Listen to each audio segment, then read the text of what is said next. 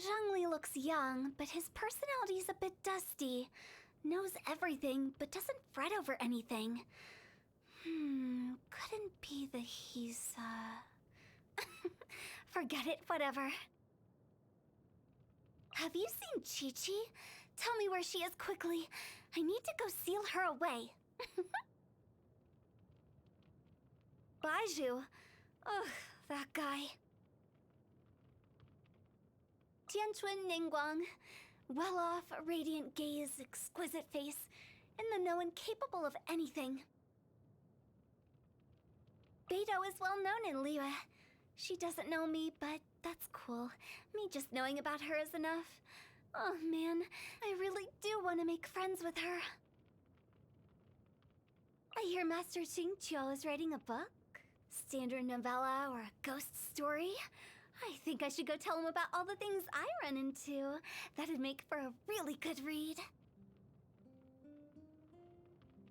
All yang and no yin? Huh. Who knew such people existed in this world? What would I know of the Adepti? Ay, that kind of stuff is top secret. Don't come asking me about it. The Yuheng Keqing, she's quite hard to talk to. She's so uptight. Really makes me want to mess with her. She wouldn't knock me in the head with her sword though, right? Or would she?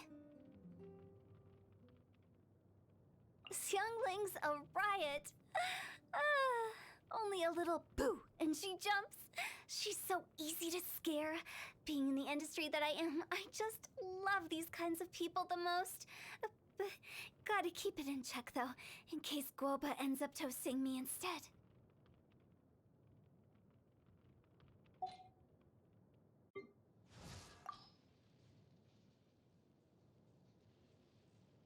The gentleman from the Wangsheng funeral parlor? Clearly he's an extremely learned individual, and I do have a lot of respect for him. But his mindset is too traditional for me. He thinks in the same tired old terms as Rex Lapis did.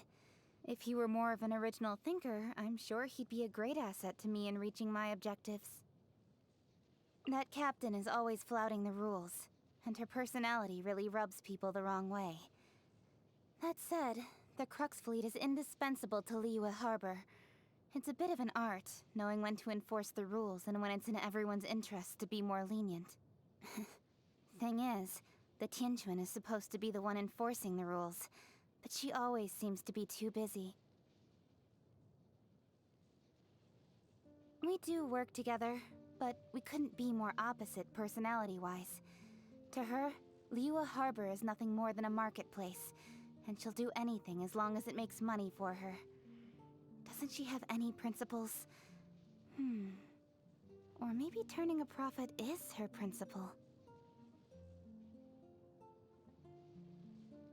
Since Rex Lapis left us, we've actually found some common ground.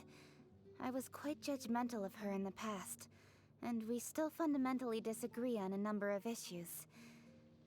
But in the current climate, I have to say I count her as a comrade in arms. Having said that, I ordered a Lucent Crescent from Mingxing Jewelry 3 months in advance, and when it was finally time to pick it up, they told me Ningguang had bought up the last few months' worth of Lucent Crescents for herself by paying double the price. She can be such a pain. You know what? I think her music rocks. Too noisy by traditional standards for sure, but I don't care. Good music is good music, and good music should reach the widest possible audience. Everyone has faith in Dr. Baiju's medical skills. He's the right guy to go to when you can't figure out what's wrong with you. Oh, the rumors, you say? The only one that I know for a fact is true is how disgusting his medicine tastes. It's not just the kids who find it bitter.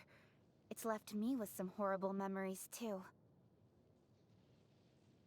Yeah, the up-and-coming chef from Wanmin Restaurant. I get that she's gifted and everything. I just think her cooking can be a bit hit or miss. I was all ready to hire her for a small banquet once and give her full control over the menu.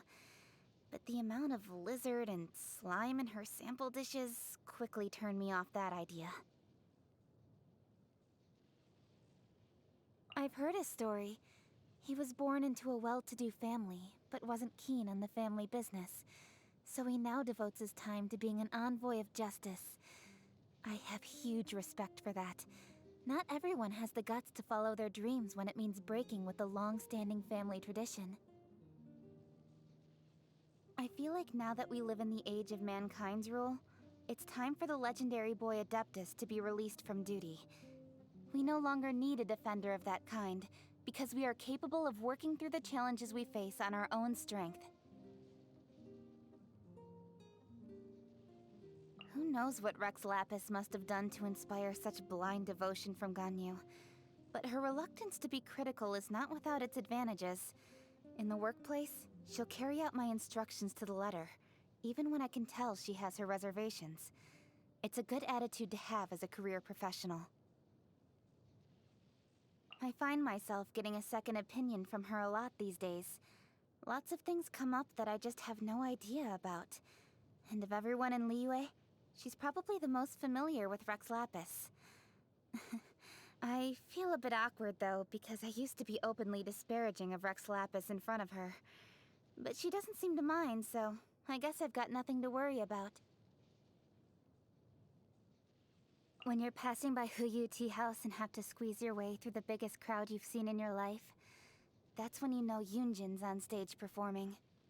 There's not a merchant in Liyue who wouldn't buy up the place if they had the chance, and Yunjin's the reason it would be worth every mora.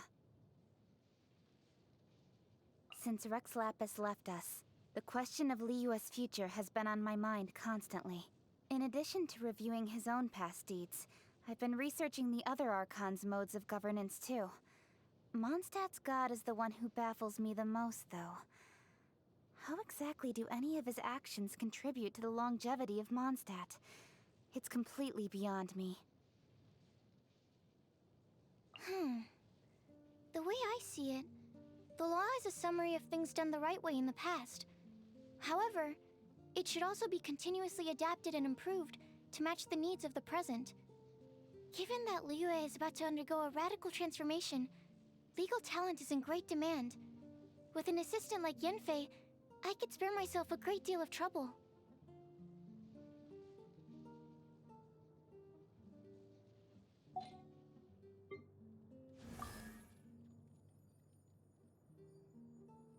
Isn't it obvious? There's more than meets the eye to that rich tycoon. He's confident yet discreet, and even a little bit dangerous. Wine has its uses, like revealing someone's true colors, for example.